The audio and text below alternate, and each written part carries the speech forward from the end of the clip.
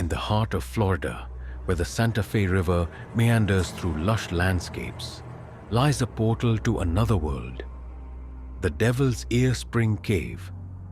Local legends speak of eerie whispers echoing from its depths, voices of those who ventured in and never returned. Is it merely a tall tale, or does a darker truth lurk beneath the surface? For decades, the cave has been a subject of fascination and fear. Divers from around the world are drawn to its crystal clear waters and intricate passages, but many have paid the ultimate price for their curiosity. The cave system, with its labyrinthine tunnels and strong currents, has claimed more lives than any other in Florida. Yet, it's not just the physical dangers that give people pause. There's talk of something more sinister dwelling in the depths. Jake Martinez, a 28-year-old passionate cave diver, meticulously checks his diving gear on a sunny Florida morning. His face reflects a mix of excitement and apprehension. Over the past 5 years, Jake has explored caves worldwide, from the cenotes of Mexico to the underwater caverns of Madagascar. But the Devil's Ear Spring presents a new challenge, one that has been calling to him for years. "Are you sure about this, Jake?" his friend Mike asks, concern etched on his face. "This dive is treacherous, even for someone with your experience. Remember what happened to the Johnson twins last year?" Jake flashes a confident smile, masking the flutter of nervousness in his stomach. "That's what they said about the blue hole in Belize, remember?" "I've got this, Mike. Plus, I've got state-of-the-art equipment and you as my surface support. We've been planning this for months." As Jake prepares to enter the water, a local elderly man approaches them. His weathered face speaks of years spent near these waters, his eyes holding a wisdom born of respect for nature's power.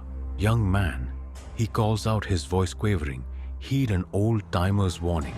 That cave has claimed more lives than you can count on your fingers and toes. It's not just the tight passages or the strong currents. There's something unnatural down there." Jake listens politely, but dismisses the warning as superstition. He's heard similar tales at dive sites around the world. "Thank you for your concern, sir," he replies respectfully.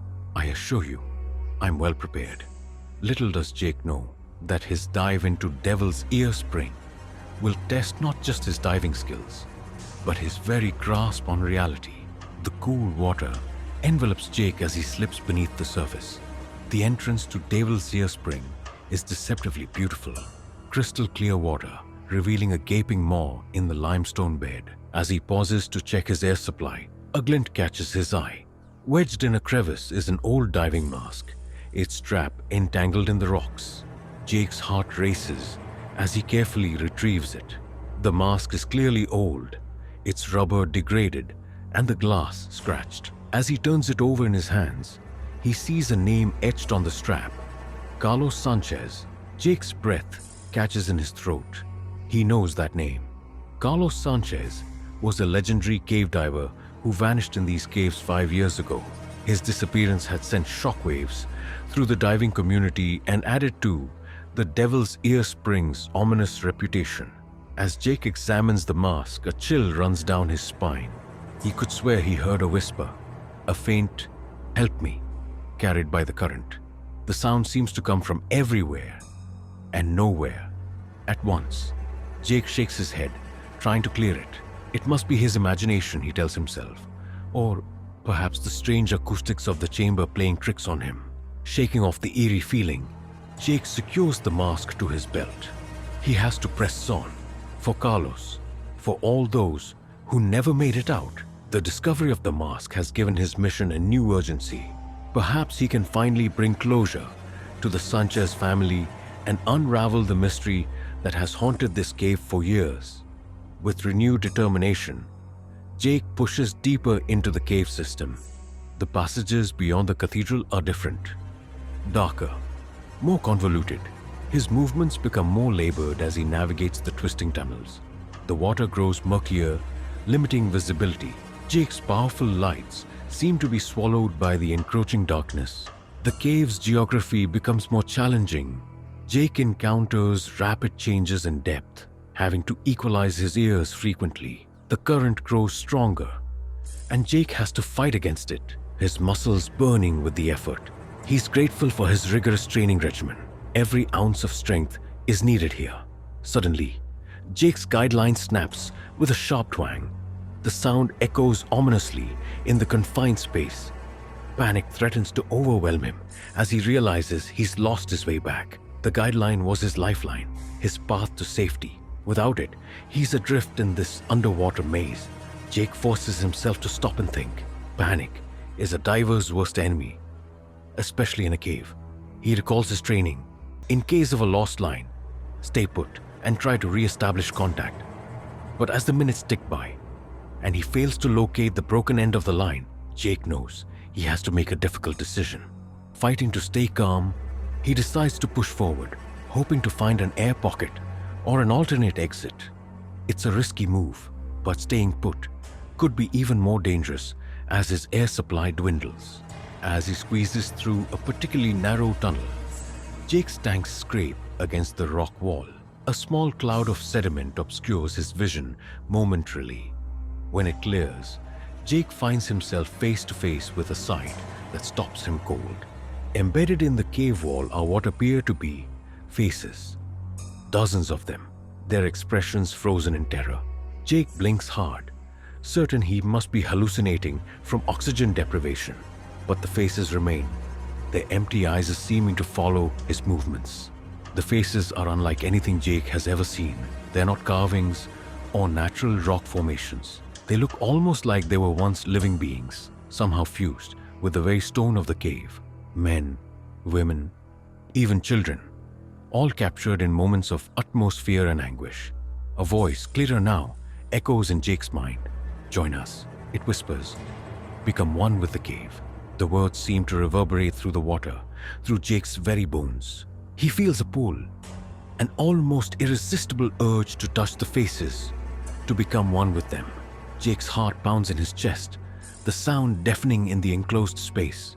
Every instinct screams at him to flee. He needs to get out, and fast. But which way is out? The twisting passages all look the same, and in his panic, Jake can't remember which way he came from. As he turns to retreat, Jake's light illuminates a small opening he hadn't noticed before. It seems to lead upward, possibly to an air pocket. With no other choice, Jake begins to navigate the tight passage, hoping against hope that it leads to safety and not deeper into the cave's clutches.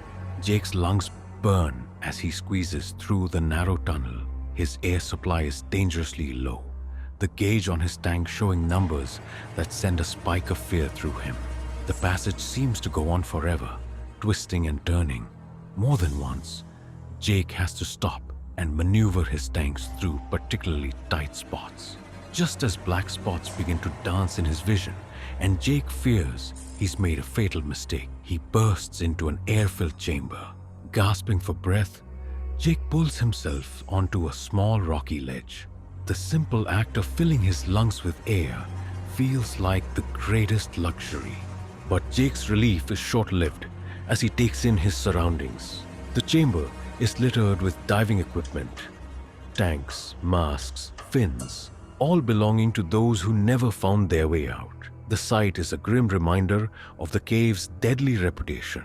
Among the debris, Jake spots a weathered journal. With trembling hands, he opens it, revealing the last entries of Carlos Sanchez. The pages are water-stained but still legible, and Jake begins to read, his heart pounding with anticipation and dread. Carlos's journal paints a chilling picture. He writes of a malevolent presence in the cave, an ancient entity that feeds on the fear and life force of those who enter its domain. The faces in the wall, Carlos theorized, were its previous victims, their essence absorbed by the cave, their terror eternally preserved in stone. Jake's mind reels as he reads Carlos's final entry. The cave is alive, and it's hungry. If you're reading this, get out while you still can. Don't let the whispers fool you. They're not calling for help. They're luring you deeper. This place doesn't just want our bodies. It wants our souls. As Jake processes this terrifying information, a low rumble shakes the chamber. Small pebbles rain down from the ceiling, plinking into the water. To Jake's horror, he watches as the water level begins to rise. Slowly but steadily, the cave is flooding the air pocket. The cave, it seems, is not done with him yet. Jake realizes with a chill that he's not just fighting against time and dwindling air supply. He's fighting against a malevolent force that wants to add him to its macabre collection. With renewed determination, Jake dons his gear. He has one chance to make it out alive and reveal the truth about Devil's Ear Spring. As he submerges, the whispers return, louder and more insistent. They promise safety, peace, eternal life. If only he'd given and joined them. Jake fights against the current, his muscles screaming in protest. The cave seems to constrict around him, passages shrinking and debris blocking his path. More than once, Jake has to backtrack and find alternate routes. All the while, the voices grow louder, more seductive. But Jake pushes on, Carlos's journal secured tightly to his belt. He thinks of Mike waiting anxiously on the surface, of the families of all the lost divers who deserve answers. The thought gives him strength, helps him resist the cave's siren call. Time loses all meaning in the dark. Twisting passages, Jake's air supply dwindles dangerously low. Just when it seems all hope is lost, when Jake is certain he'll become another victim of the Devil's Ear Spring, he spots a faint glimmer of sunlight. With his last reserves of strength, he propels himself toward the cave entrance. The current fights him, trying to pull him back into the depths. The whispers rise to a fevered pitch, promising untold wonders if he'd just turn back. But Jake is beyond their reach now. With a final desperate kick, he propels himself towards the light. Jake bursts to the surface, gasping for air. The sunlight is blinding after hours in the cave's darkness. For a moment, he simply floats, savoring the feel of the sun on his face. Then hands are grabbing him, pulling him to safety. Mike and the rescue team, alerted by his prolonged absence, help him out of the water. As paramedics check him over, Jake clutches Carlos's journal, knowing it holds the key to unraveling the mystery of Devil's Ear Spring. He tries to explain what he saw, what he experienced, but the words sound hollow and unbelievable in the bright Florida sunshine. In the days that follow, Jake's story and Carlos's journal spark intense debate in the diving and scientific communities. Some dismiss it as the ravings of an oxygen-deprived mind, while others call for further investigation. The controversy brings new attention to the dangers of cave diving and the mysteries that lie beneath the Earth's surface. As for Jake, he hangs up his diving gear, the memory of those stoned faces and whispered pleas forever etched in his mind.